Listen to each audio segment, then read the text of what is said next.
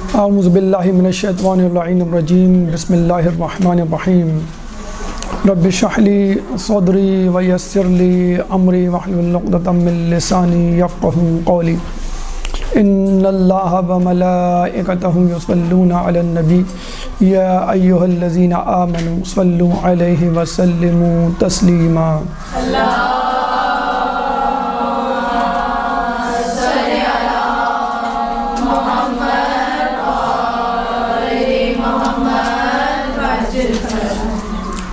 ایام فاطمیہ کا اہم ترین پیغام خطبہ فدق ہے۔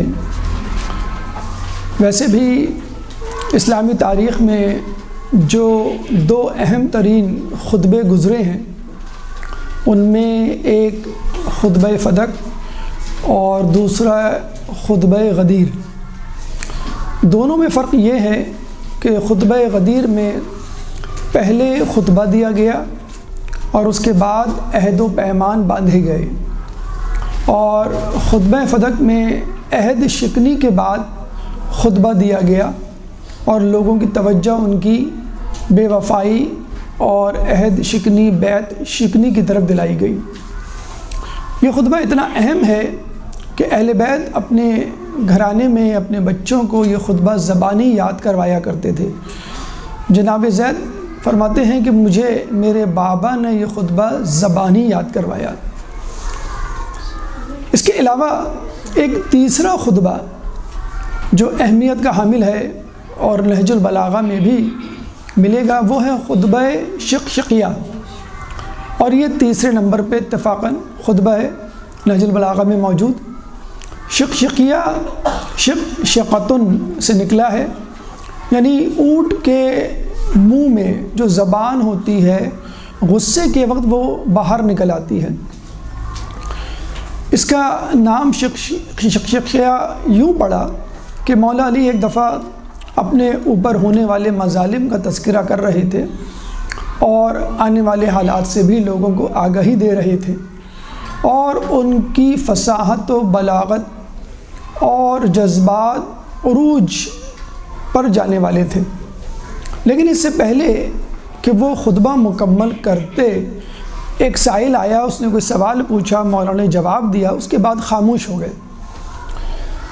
ابن عباس اور دیگر افراد جو وہاں بیٹھے ہوئے تھے انہوں نے کہا مولا آپ اپنا خطبہ مکمل کیجئے۔ تو مولا نے کہا ہے ہاتھ یا ابن عباس تلک شقشقۃ حضرت ثم قرت، ہائے افسوس یا ابن عباس، یہ تو گوشت کا لوتھڑا تھا جو ابھرا اور پھر دب گیا۔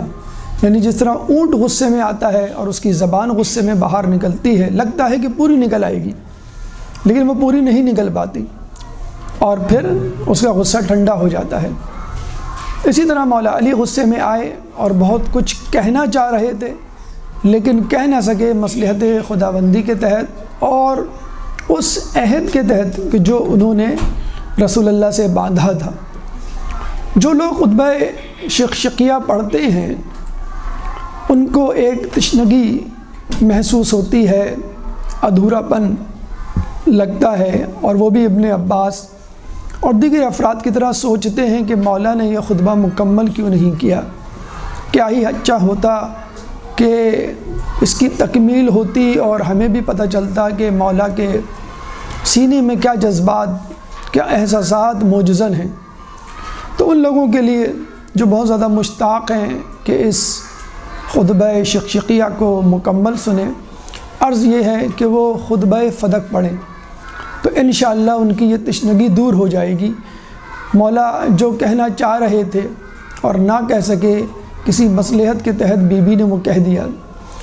خطبہ فدق دراصل کمپلیمنٹ ہے، بلکہ سپلیمنٹ ٹو خطبہ شقشقیہ ہے۔ کمپلیمنٹ اس لیے کہ یہ خطبہ شقشقیہ کی تکمیل کرتا ہے، اور جو باتیں کہنے سے رہ گئی تھیں مولا علی کی زبان مقدس سے وہ بی بی نے کہہ دی، اور سپلیمنٹ اس لیے کہ اس میں کچھ اضافی باتیں بھی ہیں، یعنی آنے والے حالات کس طرف پلٹا کھائیں گے اور لوگوں نے جو عہد شکنی بیعت شکنی بے وفائی کی ہے ان کو ان کی کارگزاری کی کیا سزا ملے گی، اس کا تمام نقشہ جناب سیدہ نے اس خطبے میں کھینچ دیا، پڑھ دیا، سنا دیا۔ یہ خطبہ 3 حصوں پر مشتمل ہے، 2 حصے مسجد نبوی میں اور 1 حصہ اپنے گھر میں۔ 2 حصے جو مسجد نبوی میں ہیں، اس میں پہلا حصہ تو وہ حصہ ہے کہ جو مہاجرین و انصار کو بیک وقت مخاطب کرتے ہوئے اپنا حق مانگتے ہوئے دیا، اور جب حق نہ ملا تو انصار کے مردوں کی طرف بی بی نے رخ کیا اور ان سے مخاطب ہوئی اور ان سے مدد طلب کی، لیکن انہوں نے بھی مدد نہ کی۔ یہ دوسرا حصہ۔ اس کے بعد بی بی جب گھر آ جاتی ہیں تو بی بی کے پاس انصار کی خواتین آتی ہیں دوسرے دن، صبح کے وقت، دن کے وقت، اور ان سے پوچھتی ہیں کیف اصبحتو، آپ نے کیسے صبح کی، یعنی how are you, how is everything, آپ کی طبیعت کیسی ہے، آپ کیسے محسوس کر رہی ہیں۔ جیسے کسی کے ساتھ کوئی حادثہ ہو جائے، کوئی موت واقع ہو جائے، کوئی سانحہ ہو جائے، تو دوسرے دن اس کے گھر لوگ پہنچ جاتے ہیں دلاسا دینے، تسلی دینے، تشفی دینے، غم کو شیئر کرنے کے لیے۔ تو بی بی نے یہ نہیں کہا کہ ہاں میں ٹھیک ہوں اور انشاءاللہ سب کچھ ٹھیک ہو جائے گا، کوئی بات نہیں، جو ہوا سو ہوا، نہیں۔ بی بی نے مکمل طور پر اپنے دل کی بھڑاس نکالی، اور جو رہ گیا تھا کہنے سے خطبہ فدق میں، دربار میں اور خطبہ شقشقیہ میں، بس وہ تمام باتیں انصار کی خواتین کے ساتھ کہہ ڈالی۔ عموماً یہ حصہ کہنے سے رہ جاتا ہے، چنانچہ ہم نے سوچا کہ آج اسی حصے کو، یعنی تیسرے حصے کو بی بی کے خطبے کو موضوع سخن بنائیں۔ خطبہ فدق، انصار کی خواتین سے خطاب، یہ ہمارا موضوع ہے۔ خطبہ فدق کا وہ ٹکڑا کہ جو بی بی نے اپنے گھر پہ دیا، انصار کی خواتین کے سامنے دیا، دربار میں نہیں دیا۔ اور کچھ روایات کے مطابق بی بی نے یہ باتیں، یہ بقیہ حصہ بستر مرگ پر شہادت سے کچھ دن پہلے یا کچھ وقت پہلے دیا۔ بہرحال یہ ٹکڑا یعنی خطبہ فدق انصار کی خواتین سے خطاب تتمہ ہے، کمپلیمنٹ ہے خطبہ فدق کا بھی اور خطبہ شقشقیہ کا۔ آئیے اس خطبے کو دیکھتے ہیں، پڑھتے ہیں، سنتے ہیں، سمجھتے ہیں، اور اس میں سے حاصل ہونے والے پیغامات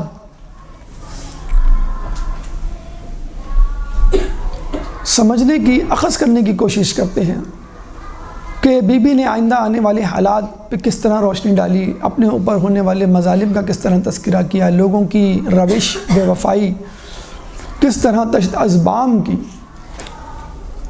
کم و بیش 14 پیغامات، 14 نکات، 14 باتیں انشاءاللہ ہم آپ کے سامنے کرنے جا رہے ہیں کہ جو بی بی کے اس خطبہ فدق کے ٹکڑے میں بی بی نے بیان کی۔ تو ہر نکتہ، ہر پیغام اپنے ساتھ ایک توضیح، تشریح لائے گا، وہ بھی ہم آپ کے سامنے کوشش کریں گے پیش کریں۔ آئیے خطبہ شروع کرتے ہیں۔ ایک درود پڑھ دیں محمد والے محمد۔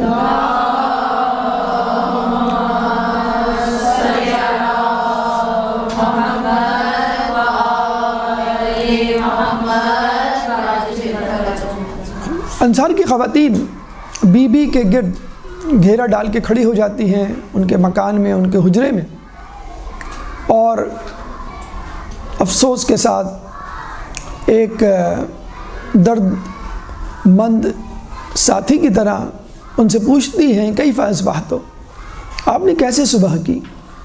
اب بی بی کا جواب سنیے۔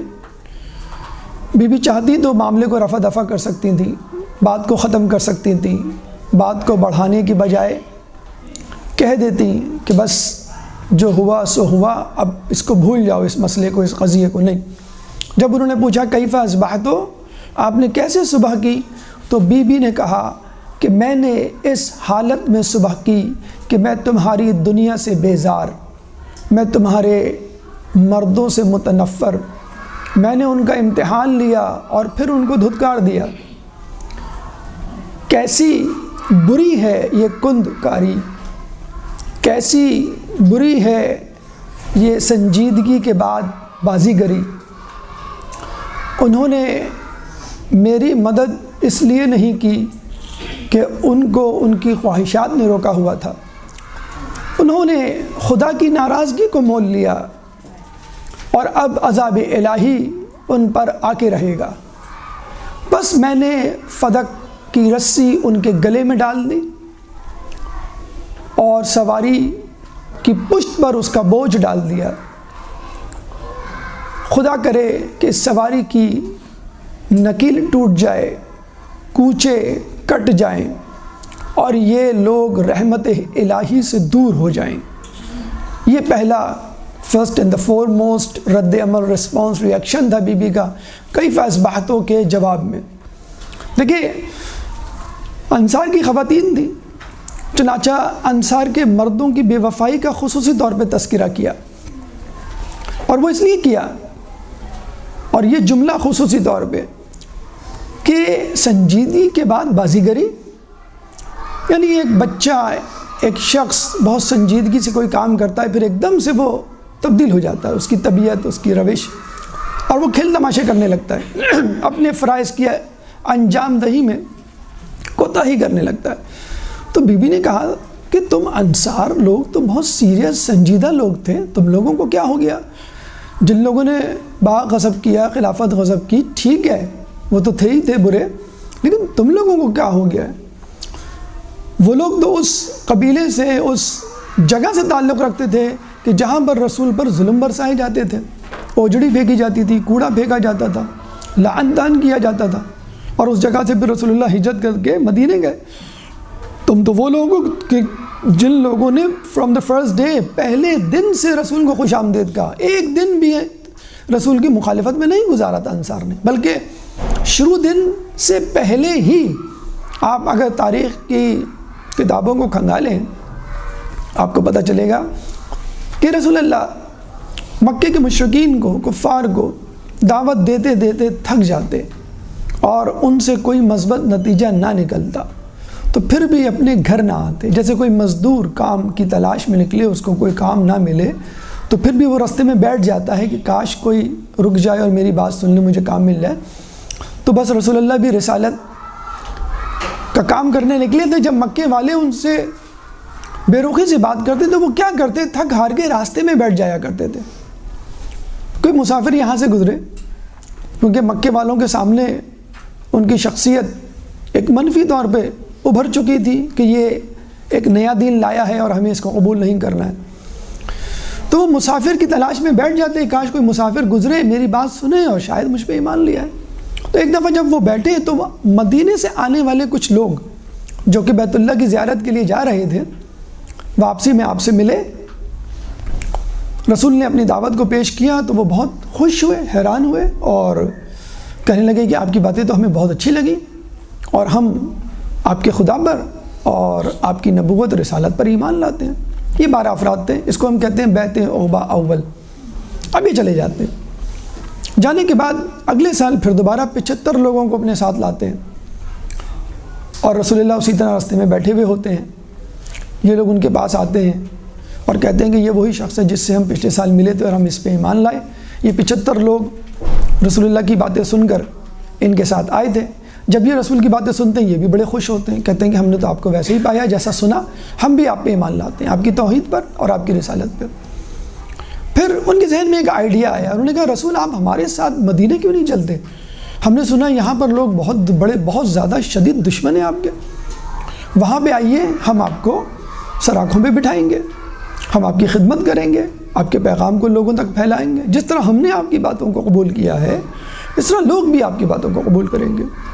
اب وہاں پر سامنے رسول کے چچا عباس بن عبد المطلب، جن سے بنو عباس کی نسل چلی، عباس بن عبد المطلب کھڑے ہوئے تھے، کہنے لگے کہ میرا بھتیجا محمد اپنے محلے، اپنے شہر مکے میں محفوظ نہیں تو دیار غیر میں ایک اجنبی جگہ پردیس میں کس طرح اس کی جان محفوظ ہوگی؟ تو انہوں نے کہا کہ ٹھیک ہے، ہم ضمانت لیتے ہیں کہ رسول کی جان کو کچھ نہیں ہوگا، بلکہ ہم بیعت کرتے ہیں۔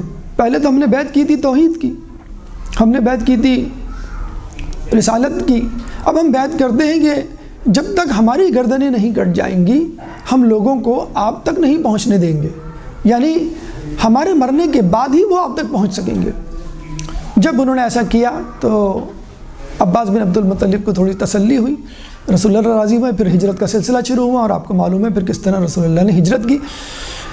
ہجرت کے دن جس طرح انہوں نے استقبال کیا، شاید زندگی میں، تاریخ میں، دنیا کی کسی کا اس طرح استقبال نہیں کیا گیا۔ ایک اجنبی شخص جس کے لیے انہوں نے اپنے شہر کا نام ہی بدل دیا، یثرب سے مدینۃ النبی کر دیا، یعنی رسول کا شہر، ہمارا شہر نہیں، اب یہ ہمارا شہر نہیں رہا، اب یہ رسول کا شہر ہو گیا، مدینۃ النبی کر دیا۔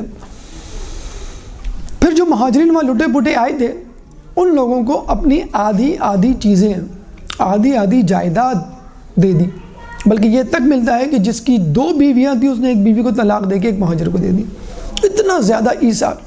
اس کے بعد جنگوں کا سلسلہ شروع ہوا، اس میں بھی آگے پیش، قربانیوں کا سلسلہ شروع ہوا، اس میں بھی آگے پیش، یعنی مسلسل فرام دا ڈے فرسٹ وہ رسول کے ساتھ رہے۔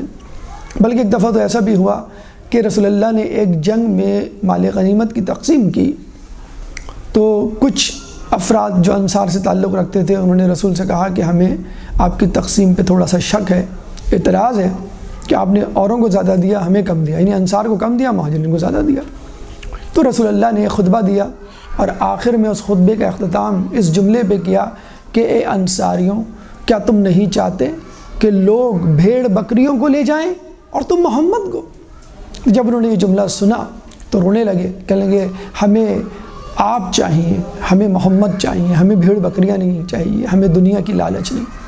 تو یہ وہ ان کا رویہ تھا، وہ ایٹیچیوڈ تھا، وہ روش تھی کہ جو بی بی نے یاد دلائی تم تو بہت سنجیدہ ہوا کرتے تھے اور اب کیا ہو گیا تم کو، ایک دم سے پلٹ گئے ہو، بازیگری، یعنی لگ رہا ہے کہ تم شعبدے بازی کر رہے ہو۔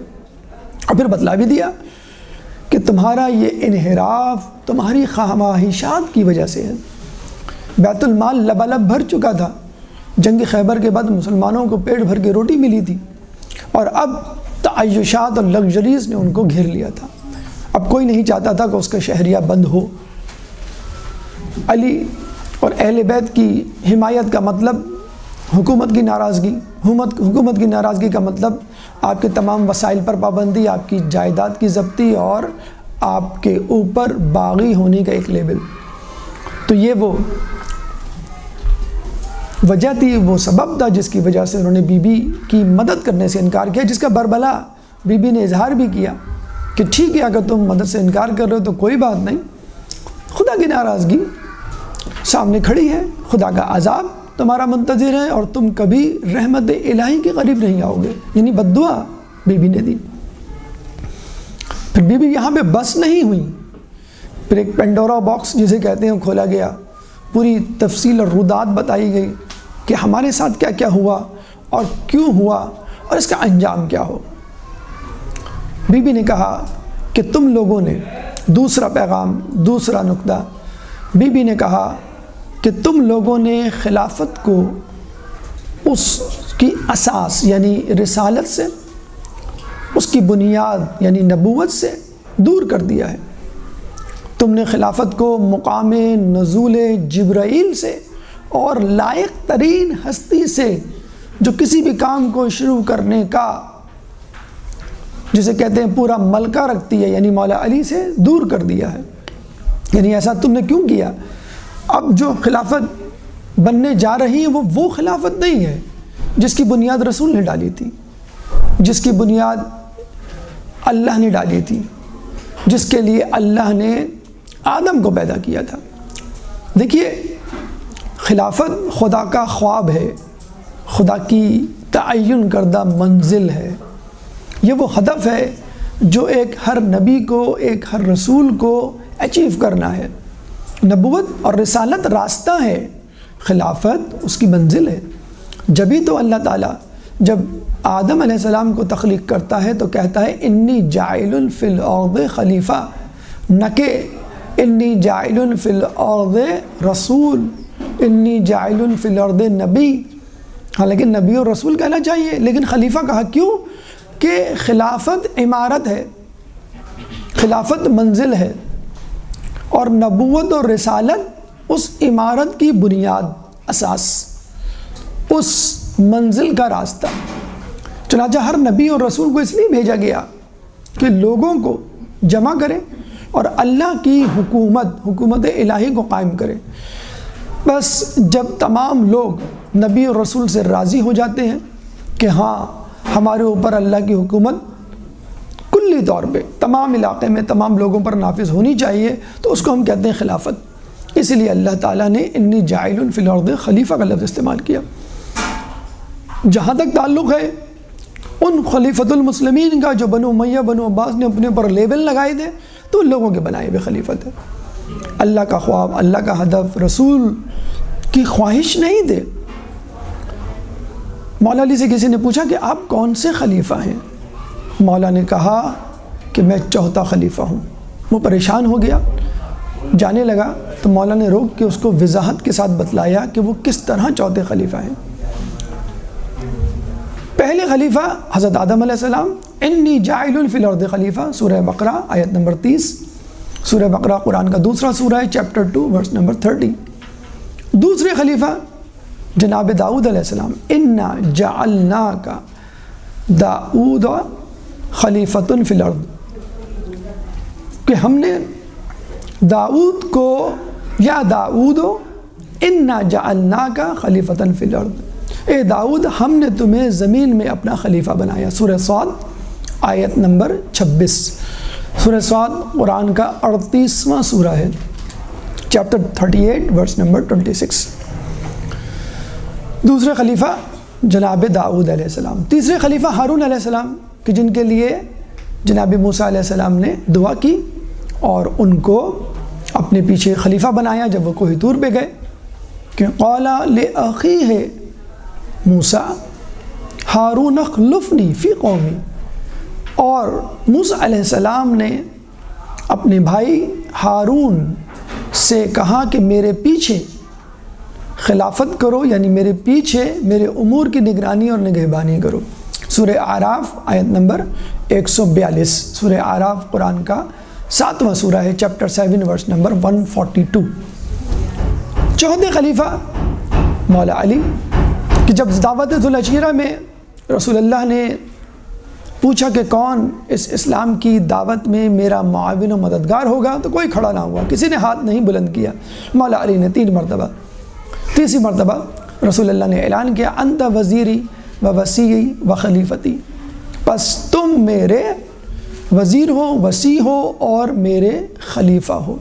تو اس طرح مولا علی خلیفہ ہوئے، لیکن خلیفہ الہی، نہ کہ خلیفۃ الناس، لوگوں کے بنائے ہوئے خلیفہ نہیں، بلکہ اللہ کے بنائے ہوئے خلیفہ۔ نہیں، یہ دعوت ذوالعشیرہ میں انہوں نے کہا تھا رسول اللہ۔ جی، اس کی آیت نہیں ہے، یہ رسول کی حدیث ہے۔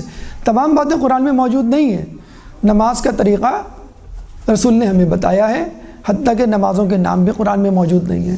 اگر انتا وزیری وسیع و خلیفتی ہو جاتا تو انتا کا مصداق کسی اور کو لے لیا جاتا۔ جب کہا تھا یا ایھا الرسول بلغ ما انزل الیک من ربک وان لم تفعل فما بلغت رسالتہ، تو لوگ کہتے ہیں کہ رسول اللہ کے لیے عمومی پیغام ہے کہ بس پیغام پہنچا دو۔ تو قرآن میں اگر کچھ بھی لکھا جاتا، حتیٰ کہ نام بھی لکھا جاتا، تو کہہ دیا جاتا علی کا مطلب ہے اعلیٰ، اور فلاں بڑے اعلیٰ تھے، اس لیے ان کو حکومت دی گئی۔ تو یہ 4 خلیفہ، اور رسول اللہ اور خدا کا ویژن جو تھا، یا ان کی جو منزل تھی یا ہدف تھا، وہ یہی خلیفہ تھے جو اللہ کی طرف سے منتخب ہوئے۔ تو بی بی نے، آپ نے دیکھا کہ فوراً ہی خلافت کا تذکرہ شروع کر دیا۔ دراصل بی بی تو بیتاب تھی کہ لوگوں کو خلافت علی کے غصب کرنے کی یاد دہانی اور ان کی بے وفائی کا تذکرہ کیا جائے، لوگوں کو بتلایا جائے کہ تم نے کیا کیا ہے۔ باغ فدق تو ایک بہانہ تھا کہ جس کے پریٹیکس میں، جس کے پس منظر میں انہوں نے خلافت لی، اصل موضوع خلافت علی ہی تھا۔ پھر انہوں نے کہا، تیسرا نقطہ، تیسرا پیغام، کہ تم نے ابو الحسن کو کیا اس بات کی سزا دی ہے کہ ان کی ضرب کاری تھی، ان کی شجاعت واضح تھی، ان کو اپنی جان کی پرواہ نہیں تھی، اور ان میں استقامت تھی، یعنی ایک طنز تھا، لطیف طنز تھا۔ یہ وہ تمام فیچرز ہیں، وہ خصوصیات ہیں جو ایک لیڈر میں ہونی چاہیے، خلیفہ میں ہونی چاہیے، حاکم میں ہونی چاہیے، اور یہ تمام خصوصیات مولا میں موجود تھی۔ تو کیا تم نے اس وجہ سے ہی خلیفہ نہیں بنایا؟ یعنی ایک بچہ تمام تر کرائٹیریا انٹلیکچولیٹی ایگزام پرفارمنس کے بعد بھی فیل کر دیا جائے تو آپ کیا کہیں گے؟ بھئی آپ نے کیا سزا دی ہے اس کو؟ کس نے پورے سوالات کیا، ہر سوال کا صحیح جواب لکھا اور آپ کی ہر بات کو مانا، آپ کے ہر میزان پہ پورا اترا، کیا آپ نے اس کی تو کیا مولا علی کو تم نے اس بات کی سزا دی ہے کہ انہوں نے استقامت، شجاعت، ضرب کاری کا مظاہرہ کیا جو ایک لیڈر میں ہونی چاہیے؟ اور پھر انہوں نے گویا یاد دلائی سورہ بروج کی آیت نمبر 8۔ سورہ بروج قرآن کا 85واں سورہ ہے، چیپٹر 85 ورس نمبر 8۔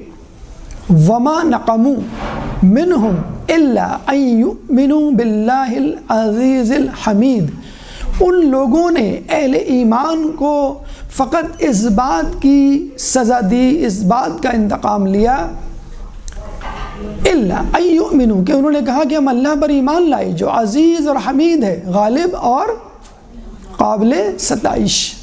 تو جس طرح لوگوں کو سزا دی گئی، لوگوں سے انتقام لیا گیا کہ وہ ایمان لائے، اسی طرح مولا علی سے بھی حسد کیا گیا، اس شجاعت کا، سخاوت کا، عبادت کا، ہر اس خصوصیت کا جو ایک مومن میں ہونی چاہیے۔ دیکھیے مولا علی سے دو قسم کے لوگوں نے حسد کیا۔ ایک تو وہ کہ جو باہر کے لوگ تھے، دشمنان دین تھے، غیر مسلمان تھے، غیر مومن تھے۔ مولا علی فرماتے ہیں جب ان سے پوچھا گیا کہ آپ افضل ہیں کہ موسیٰ، تو انہوں نے کہا کہ موسیٰ علیہ السلام کو جب اللہ تعالیٰ نے فرعون کی طرف جانے کا کہا، اذهب الى فرعون انه طغى، تو جاؤ فرعون کی طرف، وہ باغی ہو گیا ہے، تو موسیٰ علیہ السلام نے فوراً دعا کی، قال رب اشرح لي صدري ويسر لي امري واحلل عقدة من لساني يفقهوا قولي واجعل لي وزيرا من اهلي هارون اخي، کہ اللہ رب اشرح لي صدری، میرا شرح صدر کھول دے، میرا سینہ کھول دے، یعنی ایکوموڈیٹ کر سکوں، میں تیری باتوں کو سمجھ سکوں، ویسر لی امری، اور میرے کام کو آسان بنا، واحلل عقدۃ من لسانی، میری زبان کی گرہ کھول دے کہ میں آسانی سے اپنی گفتگو تسلسل سے فن خطابت کی تمام تر رعنائیوں کے ساتھ گفتگو کروں، فصاحت و بلاغت کے ساتھ، واحلل عقدۃ من لسانی یفقہوا قولی، اور لوگوں کو میری بات سمجھا دے۔ صرف یہی نہیں کہا، فرعون اس زمانے کا خدا نعوذ باللہ اپنے آپ کو کہلوانے والا، بہت بڑی فوج، بہت بڑی طاقت، اور یہ اکیلے، اب ان کو اندیشہ تھا کہ میں مار دیا جاؤں گا، تو انہوں نے کہا کہ میرے ساتھ میرا کوئی مددگار ہو، میرا دفاع کرنے والا ہو تو زیادہ اچھا ہے، وَاجْعَلْ لِي وَزِيرًا مِنْ أَهْلِي هَارُونَ أَخِي، اور پھر سجسٹ بھی کر دیا کہ میرا کوئی مددگار بنا دے اور وہ ہارون ہو تو زیادہ بہتر ہے، جو میری کمر کو مضبوط کرے اور میرے ساتھ چلے۔ مولا فرماتے ہیں فتح مکہ کے دن جب رسول نے مجھے مکے والوں کے پاس بھیجا تو میں جس راستے سے گزرتا، دائیں بائیں جس طرف بھی گھر ہوتے، ہر گھر میں میرے ہاتھ سے مارا ہوا ایک مقتول موجود تھا، ایک مقتول کی کہانی موجود تھی، یعنی کوئی گھر ایسا نہیں تھا کہ جس میں علی کے ہاتھوں سے مارا گیا کوئی شخص مرحوم نہ ہو چکا ہو، جہنم واصل نہ ہو چکا ہو۔ تو آپ اندازہ لگا سکتے ہیں کہ مولا علی کے لیے حسد، کینہ، بغض، انتقام کی آگ کتنی بلند ہوگی مکے کے مشرکین میں، اور کوئی کسی وقت بھی حملہ کر سکتا تھا مولا علی پہ، راہ گزرتے ہوئے ٹارگٹ کلنگ جسے ہم کہتے ہیں بہت آسان ہوتا۔ تو مولا علی کے دل میں اسی طرح کا اضطراب اور ڈر خوف پیدا ہونا چاہیے، جس طرح موسیٰ، وہ بھی کہہ سکتے تھے کہ رسول اللہ میرے لیے کوئی ساتھی کر دیں جو میرے ساتھ جائے، لیکن وہ اکیلے گئے، اس لیے علی موسیٰ سے افضل۔ تو یہ وہ حسد تھا جو دشمنوں کے پاس تھا، جو مشرکین، لیکن اپنوں نے کیوں حسد کیا؟ اپنوں کا حسد وہی حسد تھا جو ابلیس کا حسد تھا، بہت پاک باز بنتا تھا، بہت متقی بنتا تھا، بہت عابد بنتا تھا، لیکن جب کہا گیا انی جاعل فی الارض خلیفہ، اس نے کہا نہیں، یہ مجھ سے افضل نہیں ہے، میں افضل ہوں، میں نور سے بنا ہوں، یہ مٹی سے بنے، اور ویسے بھی میں نے عبادت کی ہے، 4 رکعت نماز 2000 سال میں مکمل کی تھی۔ امام ششم فرماتے ہیں نہیں معلوم کہ وہ 2 سال یہاں کے ہیں یا وہاں کے، بس وہ پیچھے رہ گیا۔ ابن عباس سے کسی نے پوچھا کہ کیا تمہارے عمزاد علی کے دل سے خلافت کی خواہش ختم ہو گئی یا ابھی تک باقی ہے؟ تو ابن عباس نے صاف کہا کہ میرے عمزاد علی خلافت کا حق رکھتے تھے اور حق رکھتے ہیں، خواہش کی کیا بات۔ اور لوگوں نے جو ہے ان سے انتقام لیا۔ تو کہنے والے نے کہا کہ تم بنی ہاشم کے دلوں سے کینے نہیں جائیں گے، تم لوگ کیا سمجھتے ہو؟ کیا ہم لوگوں نے تم سے حسد کی بنیاد پر خلافت کو چھینا ہے؟ تو ابن عباس نے بہت خوبصورت جواب دیا کہ ہم آدم ہی کی تو اولاد میں سے ہیں جس پر حسد کیا گیا تھا، تو اگر ہم سے بھی حسد کیا جائے تو کیا عجب۔ اور پھر وہاں سے اٹھ کے جانے لگے یہ کہہ کر کہ ہم اہل بیت کے تم پر کچھ حق ہیں، کچھ حقوق ہیں، اگر ادا کرو گے تو فائدے میں رہو گے ورنہ نقصان میں۔ قُلْ لَا أَسْأَلُكُمْ عَلَيْهِ أَجْرًا إِلَّا الْمَوَدَّةَ فِي الْقُرْبَى، یہ وہ حق ہے کہ مودت کرو میرے اہل بیت سے اگر تم اجر رسالت کو واپس کرنا چاہتے ہو۔ یہ غیروں کا، دشمنوں کا حسد تو تھا کہ علی کے فضائل واضح طور پہ سامنے نہ آ سکے۔ ابن الحدید معتزلی کہتا ہے کہ علی کے فضائل کا کیا کہنا کہ جن کو دشمنوں نے حسد کی وجہ سے اور اپنوں نے خوف کی وجہ سے چھپایا، لیکن افسوس اس بات کا ہے کہ بحیثیت مجموعی امت نے، عام لوگوں نے علی کی مخالفت کیوں کی یا علی کی حمایت میں زبان کیوں نہیں کھولی۔ تو مولا علی بہت خوبصورت بات کرتے ہیں کہ لوگ حکمرانوں سے ان کے ظلم کی وجہ سے نفرت کرتے ہیں اور لوگوں نے میرے انصاف کی وجہ سے مجھ سے نفرت کی۔ یعنی انصاف کی تلوار اتنی ضرب کاری رکھتی تھی کہ کوئی شخص علی سے کسی قسم کی امید نہیں رکھ سکتا تھا، چاہے وہ علی کا اپنا سگا بھائی کیوں نہ ہو۔ جناب عقیل کو انہوں نے بیت المال سے قرض دینے سے انکار کر دیا تھا نا، جب کہا گیا تو انہوں نے قرض دینے کی بجائے، مال دینے کی بجائے گرم لوہے کی سلاخ جو ہے ان کے ہاتھ میں رکھ دی۔ تو یہ وہ خوبیاں تھیں، وہ صفات تھیں جو بی بی نے ان سے کہی تنزن کہ تم نے شاید انہی خصوصیات کی وجہ سے ابو الحسن کو خلافت سے دور کر دیا۔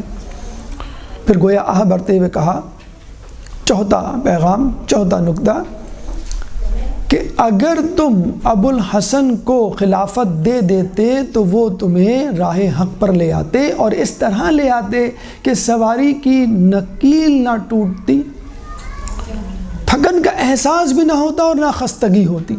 بھی دیکھیں ایک استاد ہے، وہ ایک بچے کو پڑھاتا ہے، وہ شرارت کرتا ہے، ایک دفعہ اس کو روکتا ہے، 2 مرتبہ روکتا ہے، پیار محبت سمجھاتا ہے، پھر بالآخر سزا دیتا ہے، مارتا ہے، پیٹتا ہے۔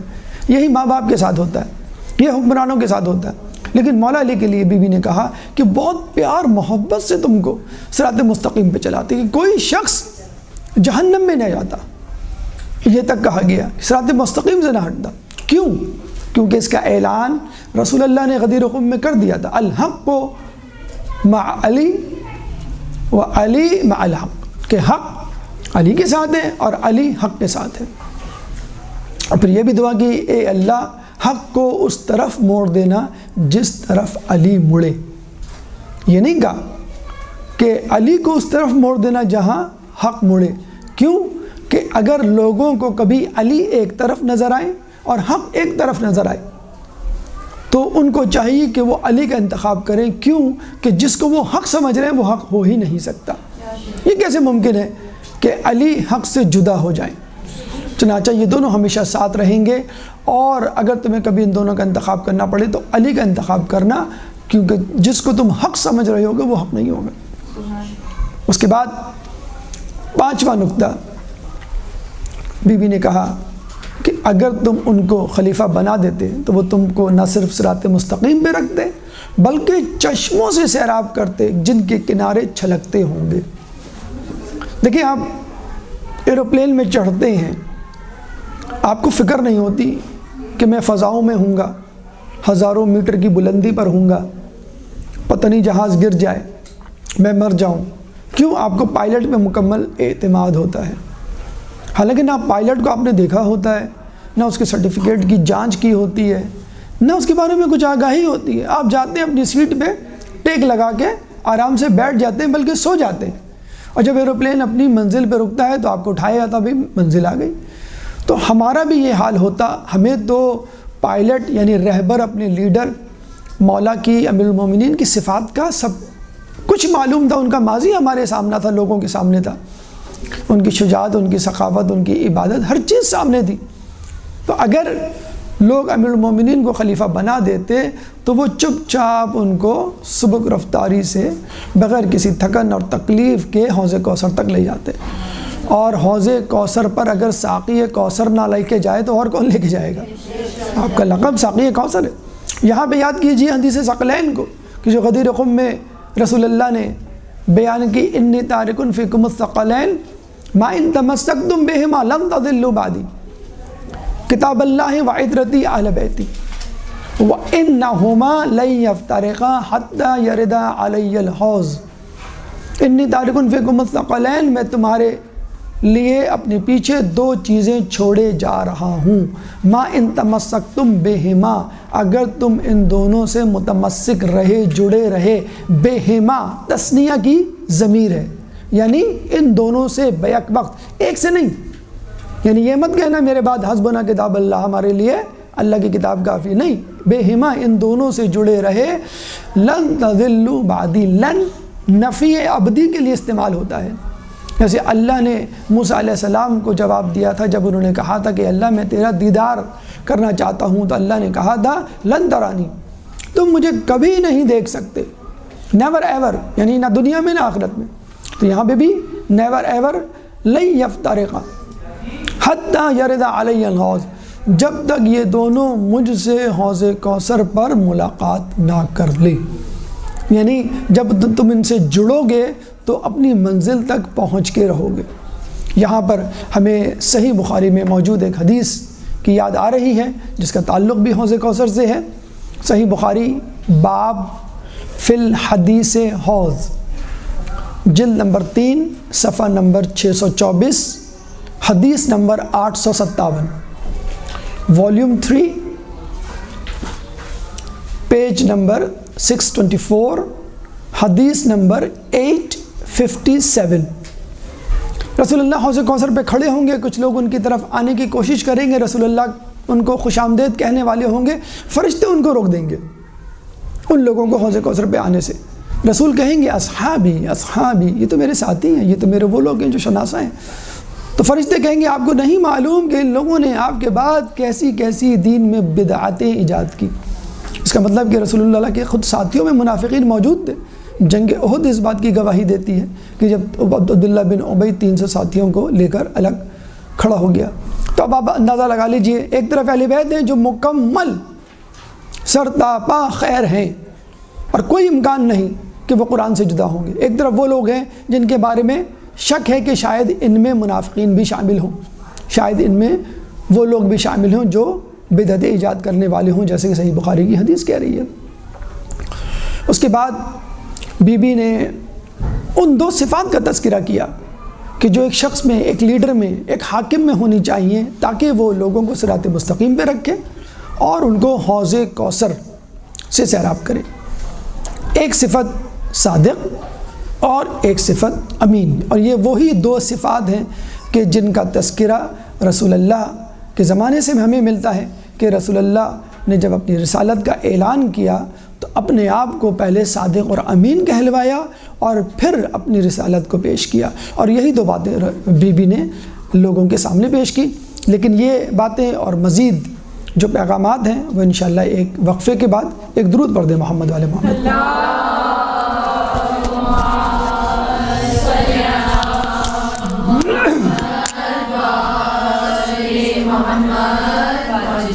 اعوذ باللہ من الشیطان الرجیم، بسم اللہ الرحمن الرحیم۔ گفتگو کا سلسلہ شروع کرتے ہیں۔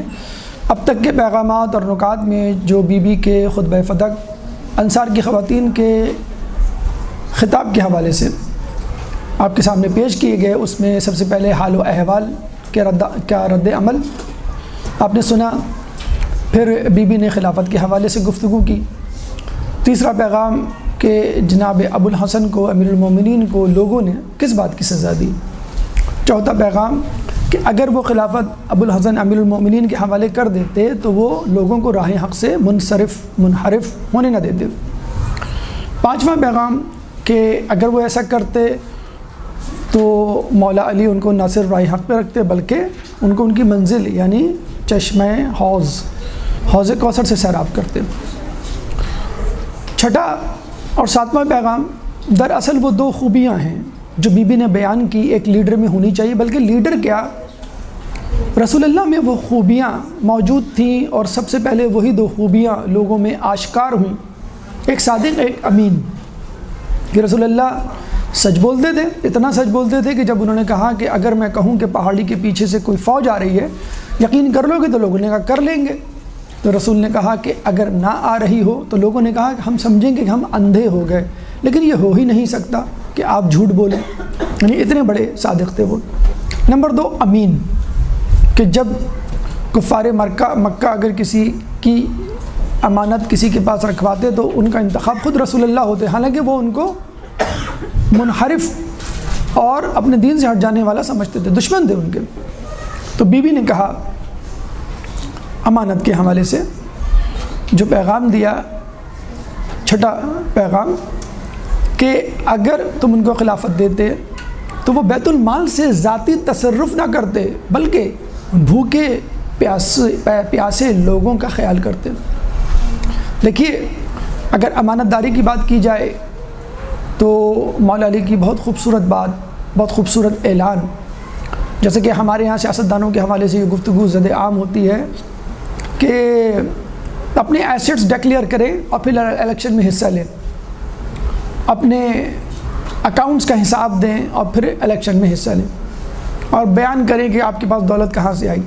تو مولا علی کوفے میں داخل ہوتے ہیں، کوفے میں داخل ہو کر اعلان کرتے ہیں کہ اے لوگوں، میں اس شہر میں اس لباس اور اس سواری کے ساتھ داخل ہو رہا ہوں، اگر اس سے زائد کچھ لے کر جاؤں تو سمجھ لینا کہ میں نے تمہارے حق میں خیانت کی ہے۔ لباس، کون سا لباس کہ جس کے اوپر اتنے پیوند لگے کہ ایک دن جب وہ درزی کے پاس لے کر گئے تو درزی نے کہا کہ مولا لباس میں پیوند لگانے کی جگہ نہیں، اور میں لگاتا بھی ہوں تو لباس پھٹ جاتا ہے، آپ اس کو چھوڑ دیجئے۔ مولا علی نے سجدہ شکر ادا کیا اور کہا شکر ہے لباس نے میرا ساتھ چھوڑا، میں نے لباس کا ساتھ نہیں چھوڑا۔ ہم کہیں گے مولا ہم بھی آپ کے پھٹے ہوئے پیوند لگے ہوئے بوسیدہ لباس کی طرح ہیں، بار بار آپ کا ساتھ چھوڑ دیتے ہیں لیکن آپ ہمارا ساتھ نہیں چھوڑتے۔ سواری، کیسی سواری؟ بھئی دیکھیے آج کل کے دور میں اگر مثال دی جائے، فٹ بال کا کھلاڑی بہترین شوز اس کے پاس ہوں گے، کرکٹ کا بیٹسمین بہترین بیٹ اس کے پاس ہوگا، ٹینس کا کھلاڑی بہترین ریکٹ اس کے پاس ہوگا، تو ایک شہ سوار کے پاس، ایک شجی انسان کے پاس بہترین گھوڑا ہونا چاہیے۔ چلے ابتدائی دور میں تو اتنے مشہور و معروف نہیں تھے، جب خندق خیبر ہوئی تو لوگوں کو پتہ چل گیا کہ عرب کا بہترین شہ سوار کون ہے، تو علی کے لیے سزاوار تھا کہ وہ بہترین گھوڑا لے کے، کم از کم تلوار تو چلے ان کو اللہ کی طرف سے مل گئی، بہترین گھوڑا لے کے اترے، اور کہتے ہیں مریل ترین گھوڑا تھا، شاید تمام فوج میں مریل ترین گھوڑا مولا علی کا تھا، جو بھاگ کے نہیں دیتا تھا، فقط چلتا تھا۔ تو کسی نے کہا بھی کہ مولا گھوڑا بدل لیجیے، اب تو آپ بہت مشہور ہو گئے، مناسب نہیں لگتا اس مریل گھوڑے کے ساتھ جو بھاگ بھی نہیں سکتا۔ تو مولا نے کہا کہ اس کی ضرورت کیا ہے، میں نے تو گھوڑا میدان جنگ میں جانے کے لیے لیا ہے، بھاگنے کے لیے تھوڑی لیا ہے۔ تو یہ وہ سواری تھی، یہ وہ لباس تھا جس کے ساتھ مولا داخل ہوئے تھے۔ تو آپ اندازہ لگا لیجئے مولا علی کا ایسٹس کیا تھا۔ جو ہم لوگ کوفے جا کر گھر کی زیارت کرتے ہیں وہ دراصل آپ کی بہن کا گھر تھا، آپ کا اپنا ذاتی گھر نہیں تھا۔ تو خلیفہ خود کسی اور کے گھر میں رہ رہا ہے، اس کا اپنا گھر ہے ہی نہیں ذاتی۔ کھانے پینے کی بات کریں، بھئی دیکھیں آپ کو کالج یونیورسٹی میں کوئی آفر کرتا ہے کسی چیز کی، چلو بھئی کینٹین چلتے ہیں، چلیں بھئی یہ چیز کھا لیتے ہیں، آپ کی جیب میں پیسے نہ ہوں تو شرمندگی سے بچنے کے لیے آپ کیا کہتے ہیں، بھئی طبیعت نہیں ہے، موڈ نہیں ہے، مجھے الرجی ہے، یا میں ابھی کھا کے آیا ہوں مثلا۔ مولا علی کوفے کے بازار سے گزرتے ہیں، ایک شخص کہتا ہے کہ مولا علی نیا تازہ گوشت آیا ہے، لے لیجئے۔ مولا علی کہتے ہیں کہ میرے پاس پیسے نہیں ہیں۔ کوفے کا، بلکہ کوفے کیا مسلمانوں کا حاکم، ایک حاکم کہہ رہا ہے کہ میرے پاس پیسے نہیں ہے، سمپل ایز دیٹ، بہت سچائی سے۔ تو اس شخص نے کہا کہ کوئی بات نہیں، بعد میں دے دیجیے گا، میں صبر کر لوں گا۔ مولا علی نے کہا کہ تم کو صبر کروانے سے پہلے میں خود اپنے نفس کو صبر نہ کرواؤں، یعنی میں پہلے خود صبر کر لوں.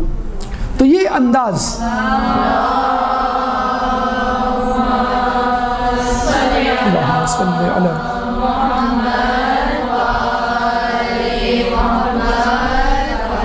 تو یہ وہ امین شخصیت تھی کہ جس کے بارے میں بی بی نے کہا کہ اگر تم ان کو خلافت دے دیتے تو بیت المال سے ذاتی تصرف نہ کرتے. اور دیکھیے ہمیشہ یاد رکھیے کہ ایک کامیاب مرد کے پیچھے ایک عورت کا ہاتھ ہوتا ہے. کچھ لوگ کہتے ہیں کہ ناکام مرد کے پیچھے بہت ساری عورتوں کا ہاتھ ہوتا ہے. بہرحال اگر بی بی کی شخصیت ان کے پیچھے نہ ہوتی تو شاید مولا علی اپنے ان فضائل کا اظہار نہ کر پاتے.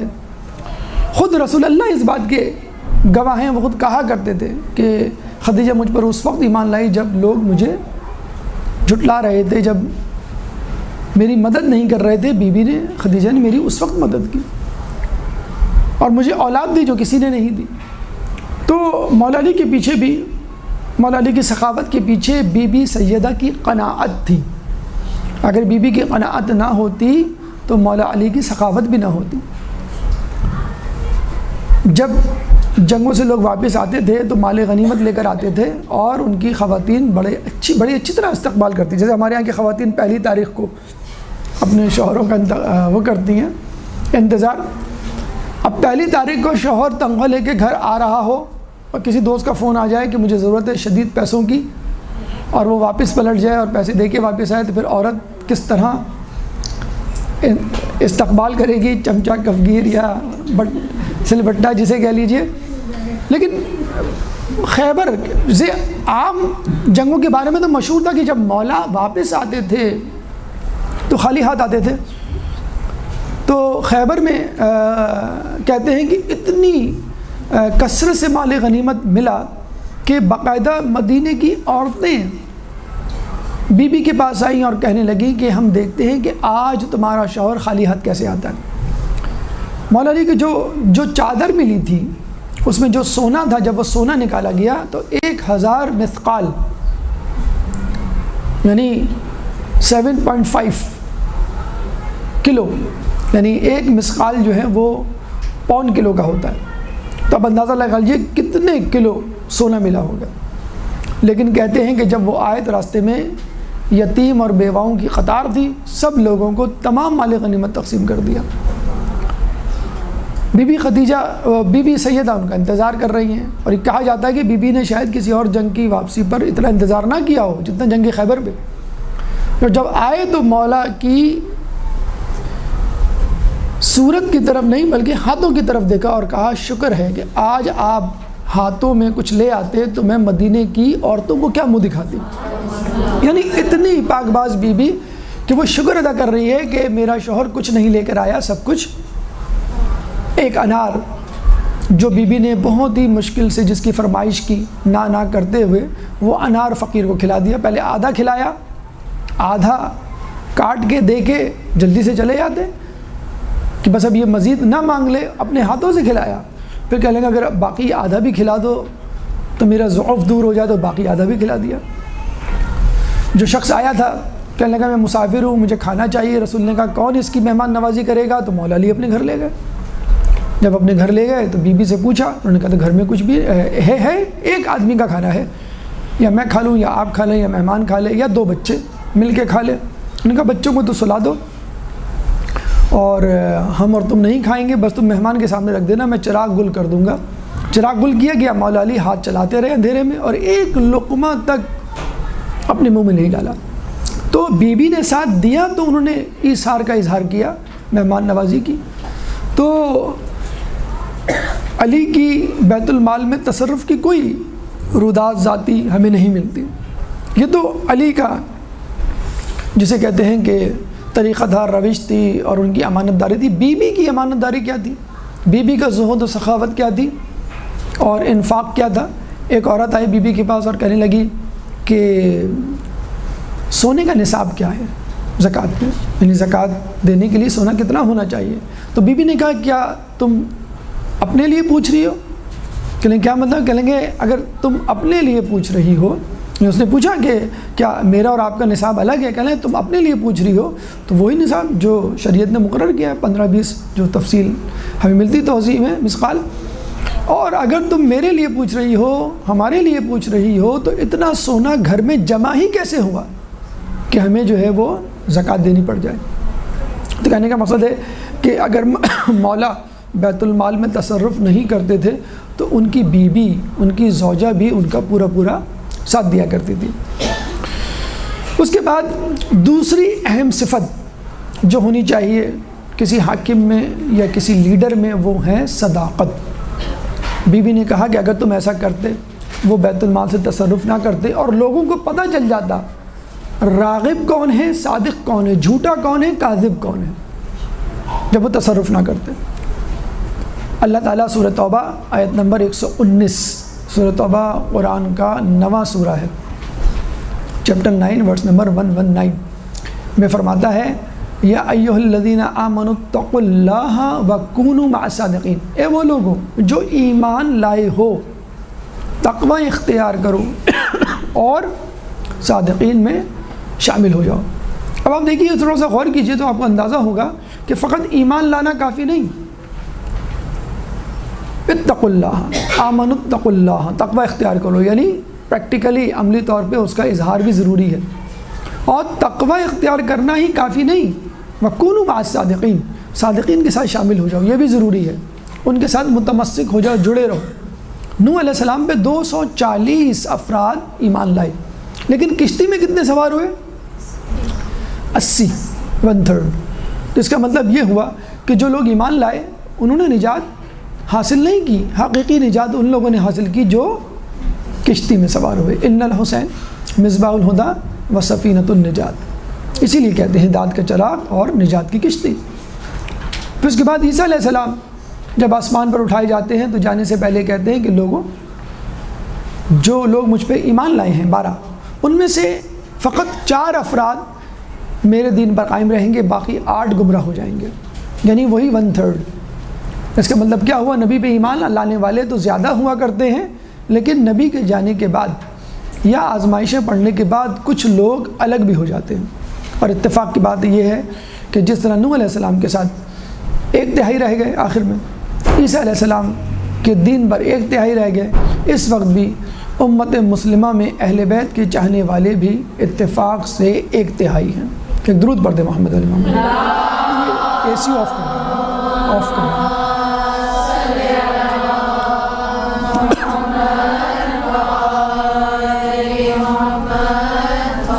لیکن کیا ہوا صادقین کے ساتھ؟ جو صادق، اچھا ایک اہم بات یہاں پر کہ ہم پہچانیں گے کیسے کہ صادق کون ہے؟ بہت آسان سا فارمولہ ہے کہ آپ جھوٹوں کو پہچان لیں۔ امام حسین کا قول ہے کہ اگر تمہیں حق نہ ملے تو یہ دیکھو کہ باطل کے تیروں کا رخ کس طرف ہے، بس سمجھ جاؤ کہ حق وہیں پر ہے۔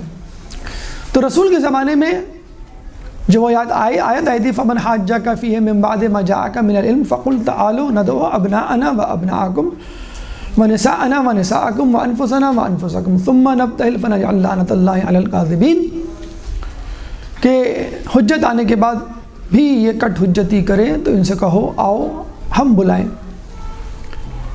اپنے بیٹوں کو تم بلاؤ، اپنے بیٹوں کو ہم بلائیں، اپنی عورتوں کو تم بلاؤ، اپنی عورتوں کو ہم بلائیں، اپنے نفس کو تم بلاؤ، اپنے نفس کو، اور اس کے بعد جھوٹ پر اللہ کی لعنت۔ تو وہ جھوٹے تھے، وہ کاذب تھے، ان کے مقابلے میں کون آیا؟ کیا فقط رسول آئے؟ جی نہیں، مولا علی بھی آئے۔ کیا فقط یہ دونوں تھے؟ جی نہیں، بی بی بھی تھی اور جناب حسنین بھی تھے۔ کوئی پانچواں نہیں تھا، کیوں کہ پانچواں صداقت یا صادق ہونے کی میزان پر اترتا ہی نہیں تھا، ورنہ رسول اس کو لے جاتے۔ میدان مباہلہ میں گویا رسول بتلانا چاہ رہے تھے کہ دیکھو ان لوگوں نے ثابت کر دیا کہ عیسائی جھوٹے ہیں، اور مباہلے نے ثابت کر دیا کہ یہ اہل بیت سچے ہیں، اب آئندہ ان اہل بیت کے مقابلے میں جو بھی آئے گا وہ جھوٹا ہوگا۔ چنانچہ اہل بیت کے مقابلے میں آنے والے ہمیشہ سے کاذب رہے، چاہے وہ مباہلے کا میدان ہو، چاہے وہ اقتدار کی کرسی۔ لیکن افسوس کہ ان لوگوں نے اہل بیت کو، بی بی کو جھٹلا دیا، اور جیسا کہ قرآن میں ہمیں ملتا ہے، سورہ اعراف آیت نمبر 96، سورہ اعراف قرآن کا 7واں سورہ ہے، چیپٹر 7 ورس نمبر 96، کہ وَلَوْ أَنَّ أَهْلَ الْقُرَىٰ آمَنُوا وَاتَّقَوْا، اگر اہل قریہ ایمان لے آتے اور تقوی اختیار کرتے، لَفَتَحْنَا عَلَيْهِمْ بَرَكَاتٍ مِّنَ السَّمَاءِ وَالْأَرْضِ، تو ہم ان پہ برکات کے دروازے زمین و آسمان سے کھول دیتے، وَلَكِنْ كَذَّبُوا، لیکن انہوں نے تو جھٹلا دیا ہماری باتوں کو۔ تو پھر اللہ نے کیا کیا؟ فَأَخَذْنَاهُمْ بِمَا كَانُوا يَكْسِبُونَ، ہم نے ان کو پکڑ لیا ان اعمال، ان کرتوت کے سبب جو وہ کرتے ہوئے آئے تھے۔ سورہ اعراف آیت نمبر 96، چیپٹر 7 ورس نمبر 96۔ یعنی جو کچھ پہلے ہوا وہ آج بھی ہو رہا ہے، کہ تم نے صادقوں کو جھٹلا دیا، اور اس کے بعد اب تم تیار ہو جاؤ اللہ تعالیٰ کی گرفت۔ اور پھر لوگوں نے دیکھا کہ بعد میں کیا ہوا، آپس کی رسہ کشی، آپس کی جنگیں، اس کے بعد اغیار سے جنگیں، اس کے بعد ذلت و پستی، آج تک امت مسلمہ جس ذلت میں پس رہی ہے۔ کیوں؟ کہ انہوں نے رسول کے بعد رسول کے صحیح جانشین کا انتخاب نہیں کیا، انہوں نے رسول کے بعد اہل بیت پہ مظالم ڈھائے، انہوں نے رسول کے بعد بی بی کو ستایا اور غضبناک کیا۔ اس کے بعد بی بی نے بس نہیں کیا۔ دیکھیں، اگر کوئی سامنے والا کسی دلیل کے ساتھ، محکم دلیل کے ساتھ بات کرے تو آپ کو وہ بات سمجھ بھی آتی ہے کہ ہاں یہ بات جسے کہتے ہیں کہ صحیح ہو سکتی ہے۔ لیکن اس کے باوجود وہ اپنی ڈٹائی پہ قائم رہے۔ چنانچہ بی بی نے ایک اور پیغام دیا، نواں پیغام غالباً، کہ دلیل کے حوالے سے، کہ انہوں نے کس دلیل کو سند بنایا، کس ستون کا سہارا لیا، کس رسی سے متمسک ہوئے، کس ذریت کو ذکر پہنچائی۔ یعنی کیسی بھونڈی دلیل کہ جس کا سر نہ پیر، اور کس بات پہ وہ اترا رہے تھے، کیا طاقت کا گھمنڈ تھا، کون سی ایسی طاقت تھی، کرسی کی طاقت تھی جو آنے جانے والی، حکومت کی طاقت تھی جو آنے جانے والی شے ہے، اور وہ یہ بھی نہیں دیکھ رہے کہ سامنے کون کھڑا ہے، ذریت، کس ذریت سے وہ ٹکر لے رہے ہیں، رسول کی ذریت کو جھٹلا رہے ہیں، رسول کی ذریت کو نقصان پہنچا رہے ہیں، ان کو ناراض کر رہے ہیں۔ دیکھیے اللہ تعالیٰ قرآن میں فرماتا ہے قُلْ هَاتُوا بُرْهَانَكُمْ إِن كُنتُمْ صَادِقِينَ، کن لوگوں کے لیے؟ کفار کے لیے، غیر مسلموں کے لیے، کہ اگر تمہارے پاس کوئی دلیل ہے تو لاؤ۔ تو اسی طرح اہل بیت بھی اس بات پہ ناراضگی کا اظہار نہیں کرتے اگر دلیل پیش کی جائے، لیکن دلیل اس انداز سے پیش کی جائے کہ لگے کہ آپ حق سے منہ موڑ رہے ہیں، تو پھر کہنا پڑتا ہے کہ یہ کس قسم کی دلیل ہے جو تم پیش کر رہے ہو۔ دیکھیں، بی بی نے سب سے پہلے اس عہد نامے کو، اس وصیت نامے کو پیش کیا کہ جو رسول کے ہاتھ کا لکھا ہوا تھا، کہ جس میں انہوں نے باغ فدق کو بی بی کے حوالے کیا تھا۔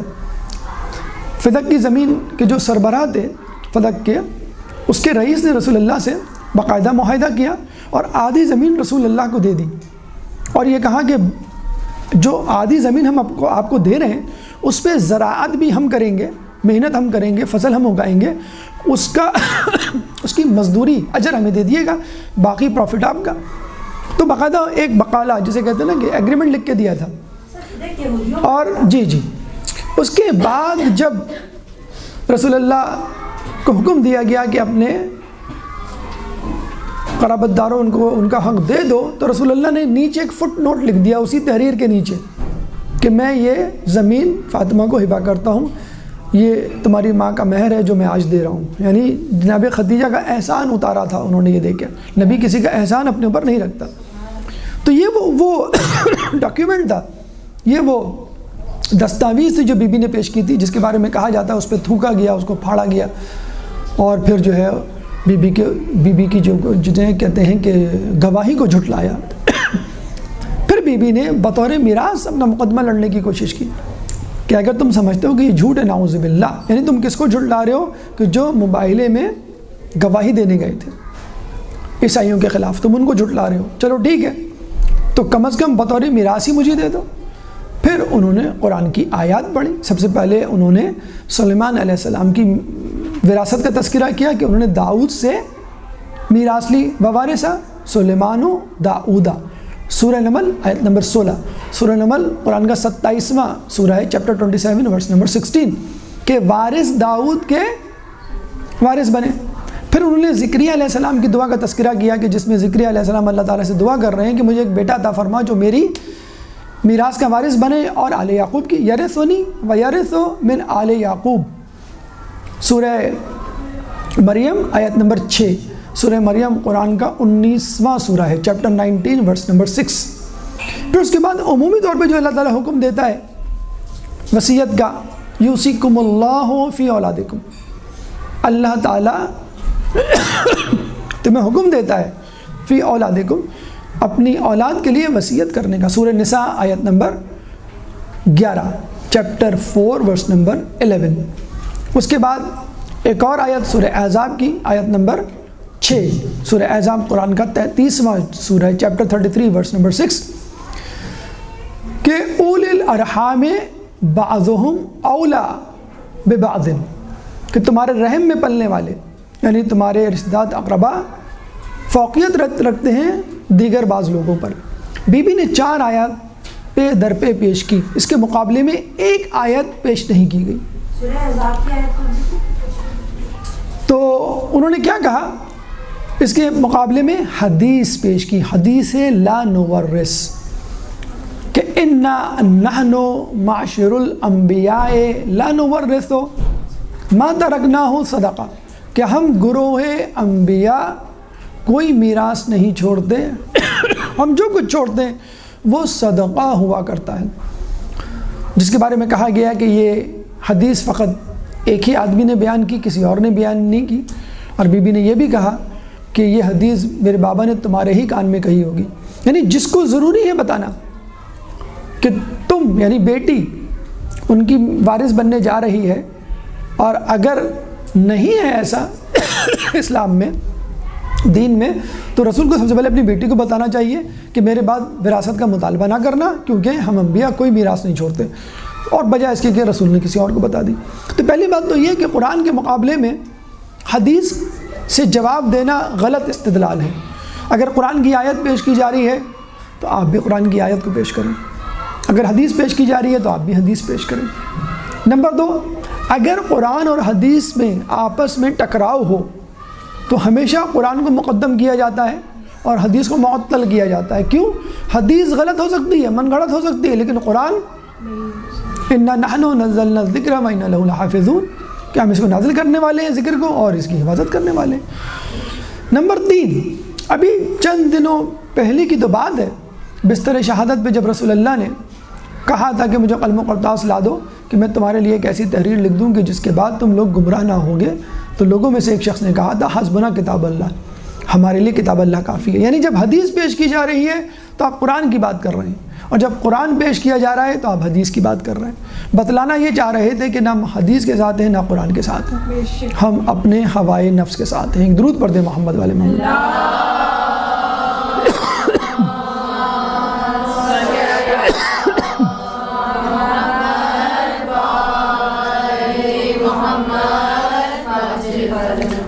یہ بات وہی شخص کر سکتا ہے، یعنی حدیث کے مقابلے میں قرآن اور قرآن کے مقابلے میں حدیث، کہ جو اپنے ہوائے نفس کا شکار ہو چکا ہو. بی بی نے کہا کہ کیسا سرپرست ہے تمہارا اور کیسے رفیق ہیں تمہارے. دیکھیے جب اللہ تعالیٰ کے مقرر کردہ بندوں کو لوگ چھوڑ دیتے ہیں تو پھر لوگوں کو شیطان ہائی جیک کر لیتا ہے، شیطان اغوا کر لیتا ہے. جب اللہ کی ولایت سے نکل جاتے ہیں، اللہ کے ولی کی ولایت سے نکل جاتے ہیں، تو شیطان آپ کو اپنی ولایت میں شامل کر لیتا ہے، خالی آپ نہیں رہتے ہیں. سورہ بقرہ آیت نمبر 257، چیپٹر 2 ورس نمبر 257، اور سورہ بقرہ کی آیت الکرسی جو مشہور آیت ہے جو آپ پڑھتے ہیں تیسرے پارے میں، کہ اللہ ولی الذین آمنوا یخرجہم من الظلمات الی النور والذین کفروا اولیاؤہم الطاغوت یخرجونہم من النور الی الظلمات. تو پہلے کیا کہا گیا؟ اللہ ولی الذین آمنوا یخرجہم من الظلمات الی النور، اللہ ان لوگوں کا ولی ہے کہ جو ایمان لائے اور وہ ان لوگوں کو ظلمت سے نور کی طرف لاتا ہے۔ یعنی نشانی ہے یہ، اگر آپ کو معلوم کرنا ہو کہ میرا ولی اللہ ہے کہ نہیں، تو آپ یہ نوٹ کیجئے کہ آپ نیکی سے بدستور قریب ہو رہے ہیں یا نہیں، گناہوں سے دور ہو رہے ہیں یا نہیں۔ اور اگر اس کا الٹا ہو، والذین کفروا اولیاؤہم الطاغوت یخرجونہم من النور الی الظلمات، اور جن لوگوں نے کفر کیا یعنی انکار کیا، ان کا ولی کون ہے؟ طاغوت۔ طاغوت یعنی ہر وہ شے، ہر وہ چیز جو خدا کے مقابلے میں آئے۔ شیطان بھی ہو سکتا ہے، وہ انسان بھی ہو سکتا ہے۔ اور اس کی نشانی کیا ہے؟ یخرجونہم من النور الی الظلمات، وہ انسان کو نور سے ظلمات کی طرف لے کے جاتا ہے، وہ انسان کو صراط مستقیم سے گمراہی کی طرف لے کے جاتا ہے، وہ انسان کو نیکیوں سے گناہوں کی طرف لے کے جاتا ہے۔ جب آپ چیک کر لیجئے، اگر آپ معلوم کرنا چاہتے ہیں میں کس کی ولایت میں ہوں، میں شیطان کی ولایت میں ہوں کہ میں خدا کی ولایت میں ہوں، اگر آپ بدستور نیکیاں کرتے چلے جا رہے ہیں، خدا سے قریب ہوتے چلے جا رہے ہیں اور گناہوں میں کمی ہوتی چلی جا رہی ہے، تو بس آپ نے اپنا نفس اللہ کی ولایت میں دے دیا۔ اور اگر آپ بدستور گناہ کی طرف چلتے چلے جا رہے ہیں، نیکیوں میں کمی ہوتی چلی جا رہی ہے، تو آپ کا نفس شیطان کی ولایت میں آ چکا ہے۔ اور ایک عجیب روایت ہم کو علامہ مجلسی کی کتاب حیات القلوب قصص الانبیاء میں ہمیں ملتی ہے کہ ہر نبی کے ساتھ 2 شیطان ہوا کرتے ہیں کہ جو اس نبی کے جانے کے بعد دین میں گمراہی اور فتنہ پیدا کرتے ہیں۔ نوح علیہ السلام کے ساتھ فنتینوس اور حزام 2 شیطان تھے۔ اسی طرح ابراہیم علیہ السلام کے ساتھ ردام اور کمیل 2 شیطان تھے۔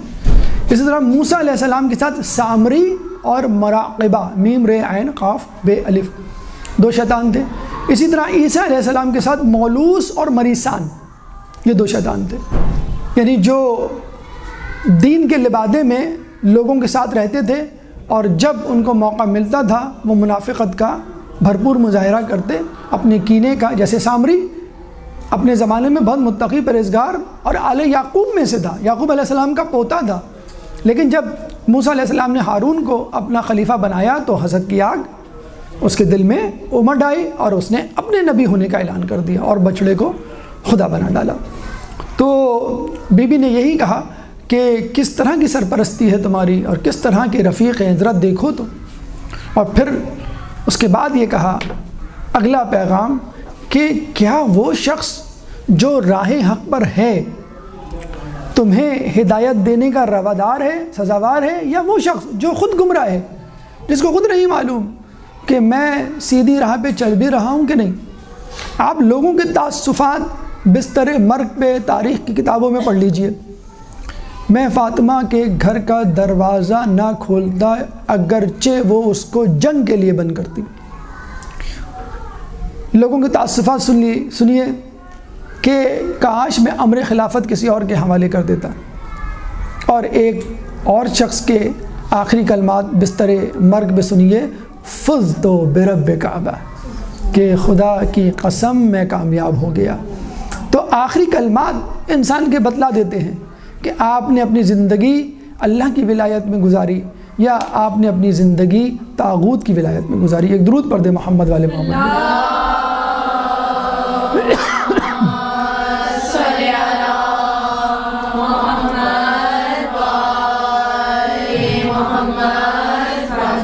اس کے بعد بی بی نے آئندہ آنے والے حالات کی خبر دینا شروع کی اور کہا 11واں پیغام بی بی کا اس خطبے کے حوالے سے، 12واں پیغام بی بی کا اس خطبے کے حوالے سے کہ اقتدار کی اونٹنی حاملہ ہو چکی ہے، لوگ دودھ لینے کے لیے اپنے برتن اس کے پاس لائیں گے لیکن وہ برتن میں دودھ کی بجائے خون پائیں گے۔ اور اسی طرح کا ایک جملہ، اسی طرح کی ایک وعید اور اسی طرح کی ایک پیشن گوئی مولا علی کر چکے ہیں کہ دودھ دھو لو، یعنی جانور کا، آج کسی اور نے اس دودھ سے فائدہ اٹھایا، کل تمہاری باری ہے۔ بی بی نے تو یہ تک بتا دیا کہ جس کو تم دودھ سمجھ رہے ہو وہ دودھ نہیں، خون ہے۔ یعنی آگے خون ریزی ہوگی، رسہ کشی ہوگی، جنگیں ہوں گی، اور کچھ دن ہی نہیں گزرے، کچھ سال ہی نہیں گزرے، مسلمانوں میں آپس میں رسہ کشی اور دشمنی شروع ہو گئی۔ جنگ جمل، جنگ صفین، جنگ نہروان، ناکسین، قاسطین اور مارقین، یہ وہ 3 گروہ تھے جن کا تذکرہ خود رسول اللہ نے مولا علی کو یا دوسرے لوگوں کے سامنے کر دیا تھا کہ یہ 3 گروہ علی کے مقابلے میں آئیں گے۔ تو اس کی خبر بی بی نے پہلے ہی دے دی۔ پھر بی بی نے ایک اور جملہ کہا، 13واں پیغام، کہ ان قریب آنے والی نسلیں معلوم کر لیں گی کہ ان کے اسلاف نے کیا غلطیاں کی۔ یعنی ہو سکتا ہے ابھی تمہیں یہ نظر آ رہا ہو کہ تم جو کچھ کر رہے ہو صحیح کر رہے ہو، اور ہو سکتا ہے کہ موجودہ نسل یہ سمجھ رہی ہو کہ شاید یہی ٹھیک ہو، لیکن آنے والے لوگوں کو جب اس کے نتائج پتہ چلیں گے، جب خون ریزی ہوگی، نقصان ہوگا، تو لوگوں کو پتہ چل جائے گا کہ کیا ہونے جا رہا ہے۔ پھر ہم دیکھتے ہیں کہ امام مظلوم کی جب شہادت ہوتی ہے اور اس کے بعد 63 ہجری میں یزید جہنم واصل ہوتا ہے، تو اس کا بیٹا جس کا نام تھا معاویہ ابن یزید کے پاس لوگ آتے ہیں اور کہتے ہیں کہ بھئی ہم آپ کو اب حاکم بنانا چاہتے ہیں، خلیفہ بنانا چاہتے ہیں۔ تو اس نے کیا کہا تھا کہ لوگوں، میرے باپ نے امام حسین کے ساتھ زیادتی کی، خدا کی قسم امام حسین میرے باپ یزید سے زیادہ خلافت کے حقدار تھے، اور اس وقت ان کے صاحبزادے امام زین العابدین مجھ سے زیادہ خلافت کے حقدار ہیں۔ میں نہیں چاہتا کہ میرے اسلاف نے جو کچھ کیا، جس کی سزا وہ اپنی قبروں میں اس وقت بھگت رہے ہیں، وہی کام میں بھی کروں اور پھر اپنی قبروں میں اپنی سیاہ کاریوں کو لے کے جاؤں۔ جب یہ سنا تو مروان بن حکم اور اس کے حواریوں نے قتل کا منصوبہ بنایا، اور معاویہ ابن یزید یعنی یزید کے بیٹے کو، جو کہ محبان اہل بیت میں سے تھا، اس کے استاد امر مخصوص کے ساتھ زندہ درگور کر دیا، جس نے اس کے دل میں حب اہل بیت کو، جسے کہتے ہیں، دو آتشہ کیا تھا۔ اس کے بعد ہم آگے چلتے ہیں۔ عمر بن عبدالعزیز، جو کافی حد تک ایک عادل حکمران تھا، جس نے حکمرانی کی مسند پر آنے کے بعد اہل بیت پر سب و شتم بند کروایا تھا۔ جمعے کے خطبے میں جو 80 سال تک سب و شتم ہوتا رہا، اس کو بند کروایا۔ تو اس نے کہا کہ میں باغ فدق واپس کرنا چاہتا ہوں، بلکہ اس بات کا بھی اعتراف کیا کہ ہم سے پہلے کے لوگوں نے بنی ہاشم کو حکومتی عہدوں سے دور رکھا ہے، اور میں کوشش کروں گا کہ کسی حد تک اس ظلم کا رفع ہو سکے، تلافی ہو سکے۔ چنانچہ امام کو بلایا اور کہا کہ آپ حدود اربع بتائیں فدق کا، تاکہ میں اس باغ کو آپ کی ملکیت میں واپس دوں۔ تو آپ کے حق کا حدود اربع کیا ہے، کتنی زمین ہے؟ تو امام نے جو حدود اربع بتایا وہ تمام مملکت اسلامیہ کا حدود اربع تھا، اور وہ یہ سن کے ہکا بکا رہ گیا۔ یعنی گویا امام بتلانا چاہ رہے تھے فقط فدق ہمارا نہیں ہے، تمام مملکت اسلام ہماری ہے، ہم اس پوری زمین کے مالک ہیں، اس پوری مملکت اسلامیہ کے خلیفہ ہیں، جس کا اعادہ اور جس پہ احتجاج بی بی نے کیا تھا باغ فتح کے تذکرے کو ضمنی طور پہ کرنے کے بعد۔ یعنی باغ فتح کا تذکرہ یوں سمجھ لیجئے ایک مقدمہ تھا، ایک تمہید تھی، اصل گفتگو، اصل خطبہ تو بی بی نے اسی خلافت کے حوالے سے دیا ہے۔ اور پھر سب سے آخر میں 14واں پیغام جو بی بی نے دیا، اس میں آنے والے انجام کی خبر کہ آئندہ ہونے والا کیا ہے۔ لوگوں تیار رہو، ظالم تم پر حملہ کریں گے، مطلق العنانی کریں گے، بیت المال میں تصرف کریں گے، اور تمہاری نسل کشی کریں گے۔ اور پھر یہی ہوا 63 ہجری یعنی کربلا کے واقعے کے 2 سال بعد۔ کہتے ہیں نا کہ یزید کو خدا نے معاف کر دیا، اس نے جو ہے اہل بیت کو بڑی عزت و احترام سے واپس کر دیا۔ 61 ہجری میں کربلا ہوا، 62 ہجری میں مدینہ پہ حملہ ہوا، اور 63 ہجری میں خانہ کعبہ پہ حملہ ہوا۔ 3 سال یزید کی حکومت، 3 سیاہ کارنامے، اہل بیت کا قتل، ان پہ ظلم، اور اس کے بعد مسجد نبوی اہل مدینہ پہ ظلم، جس کے بارے میں رسول اللہ نے کہا تھا کہ اہل مدینہ کو ڈرانے والے پر اللہ کی لعنت ہو۔ اس کے بعد خانہ کعبہ پر حملہ۔ جب اہل مدینہ نے کربلا کا واقعہ سنا تو وہ بہت غم و غصے میں مبتلا ہوئے اور یزید کے مقرر کردہ گورنر کو ہٹا کے اپنا گورنر جو ہے انہوں نے مقرر کر دیا۔ عثمان بن محمد کو ہٹا کے ابن حنظلہ کے بیٹے کو وہاں مقرر کر دیا۔ جب یزید کو پتہ چلا کہ مدینے والوں نے اپنا آدمی جو ہے وہاں پہ مقرر کر دیا ہے تو مسلم بن عقبہ کی سرکردگی میں صبح سالاری میں ایک لشکر بھیجا 3000 پر مشتمل، اور مدینے سے باہر ایک علاقہ ہے ہرہ، وہاں پہ انہوں نے قتل و غارت شروع کی اور پھر مدینے میں آئے۔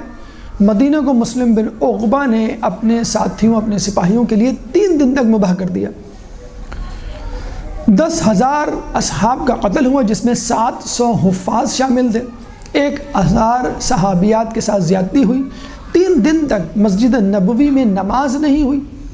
گھوڑوں اور گدھوں کی نجاست مسجد نبوی کے فرش پہ پڑی رہتی تھی۔ 3 دن تک نماز معطل رہی۔ سعید ابن جبیر فرماتے ہیں کہ میں مسجد نبوی میں رسول اللہ کی قبر کے پاس بیٹھا ہوتا تھا، جب نماز کا وقت آتا تھا تو قبر رسول سے اذان کی آواز بلند ہوتی تھی، اور اگر کوئی شخص مجھے مارنے کے لیے آتا تو میں مجنون بن جاتا۔ تو یہ وہ مطلق العنانی تھی، یہ وہ نسل کشی تھی کہ جو یزید نے روا رکھی اور جس کی خبر بی بی سیدہ نے پہلے ہی دے دی۔ پھر آخر میں بی بی نے اپنے خطبے کو ختم کرتے ہوئے لوگوں کی روش، لوگوں کے رویے اور لوگوں کی بے وفائی کو دیکھتے ہوئے انہوں نے سورہ ہود کی آیت نمبر 28 کی تلاوت کی کہ انلزمکموہا ولو انتم کارہون، ہم تم کو صراط مستقیم پر نہیں لا سکتے اگر تم خود ہی اس سے کراہیت کر رہے ہو۔ جیسے کہ قرآن میں ملتا ہے لا اکراہ فی الدین، کہ دین میں کوئی جبر نہیں ہے۔ اہل بیت، انبیاء اور مرسلین فقط دعوت دیتے ہیں، وہ تلوار کے زور پر اسلام کو قبول نہیں کرواتے۔ تب بی بی نے جب ان کے تیور دیکھ لیے تو کہا کہ مجھے معلوم ہے کہ تم لوگ میری بات نہیں مانو گے، کیونکہ تم دل سے اس بات کو ناپسند کرتے ہو۔ اللہ تعالیٰ سے دعا ہے کہ ہمیں اہل بیت کے دامن سے ہمیشہ ہمیشہ متمسک رہنے کی توفیق عطا فرما، اہل بیت کی تعلیمات پر عمل کرنے کی توفیق عطا فرما، اور ان کے دشمنوں سے براءت کا اظہار کرنے کی توفیق عطا فرما۔ جو کچھ پڑھا سنا اس پہ عمل کرنے کی توفیق عطا فرما۔ جو پریشان حال ہیں ان کی پریشانی کو دور فرما۔ جو بے روزگار ہیں ان کو رزق حلال عطا فرما۔ جو زندان میں ہیں ان کو رہائی عطا فرما۔ جو گمشدہ ہیں ان کو اپنے پیاروں سے ملا۔ مسلمان دنیا میں جہاں جہاں ظلم و ستم کا نشانہ بنے ہوئے ہیں، خصوصی طور پہ یمن، فلسطین، کشمیر و شام کے مسلمانوں سے ظلم و ستم کو دور فرما، امام کے ظہور میں تعجیل فرما، اور ہمیں ان کے انصار و اعوان میں شامل فرما۔ ربنا تقبل منا انک انت السمیع العلیم وتب علینا انک انت التواب الرحیم برحمتک یا ارحم الراحمین۔